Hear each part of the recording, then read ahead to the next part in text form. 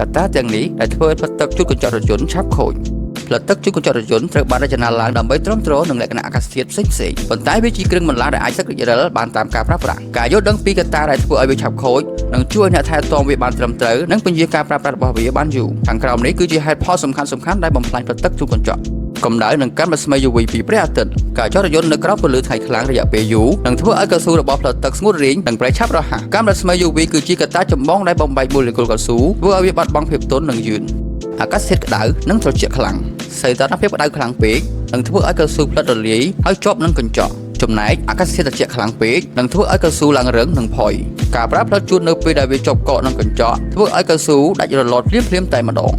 ការប្រើប្រាស់នៅពេលដែលកញ្ចក់ស្ងួតការបើកផ្លិតទឹកនៅពេលដែលផ្ទៃកញ្ចក់ស្ងួតនិងមានធូលីដីខ្លាំងនឹងបង្កឲ្យមានការកកិតខ្ពស់រវាងកៅស៊ូនិងកញ្ចក់ហើយការកកិតនេះនឹងធ្វើឲ្យកៅស៊ូសឹករីករាលយ៉ាងឆាប់រហ័សនិងបង្កើតជាសំឡេងរំខានទៀតផង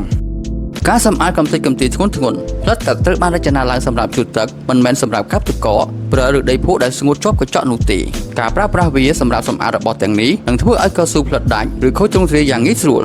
ប្រើប្រាស់ទឹកលាងកញ្ចក់ខុសប្រភេទការប្រើប្រាស់ទឹកសាប៊ូធម្មតាឬសារធាតុគីមីដែលមានជាតិកាត់ខ្លាំងអាចធ្វើឲ្យកៅស៊ូផ្លិតទឹកខូចខាតត្រូវប្រើប្រាស់ទឹកលាងកញ្ចក់ដែលផលិតសម្រាប់រថយន្តមានសារធាតុផ្សំពិសេសដែលជួយរក្សាផ្លិតនិងកញ្ចក់ឲ្យនៅល្អការសឹករីករាលតាមអាយុកាលធម្មតាទោះបីជាអ្នកថែទាំបានល្អយ៉ាងណាក៏ដោយក៏ផ្លិតទឹកជួសកញ្ចក់នៅតែមានអាយុកាលកំណត់ដែរការប្រើប្រាស់ជាប្រចាំកម្ដៅនិងសារធាតុកខ្វក់នឹងធ្វើឲ្យកៅស៊ូរបស់វាចុះខ្សោយតាមធម្មជាតិលោកអ្នកអាចជួយមកផ្ដុំផ្លិតទឹកនៅគ្រប់សាខាទាំងអស់របស់ Namaste សូមអរគុណជួបគ្នានៅវីដេអូក្រោយទៀត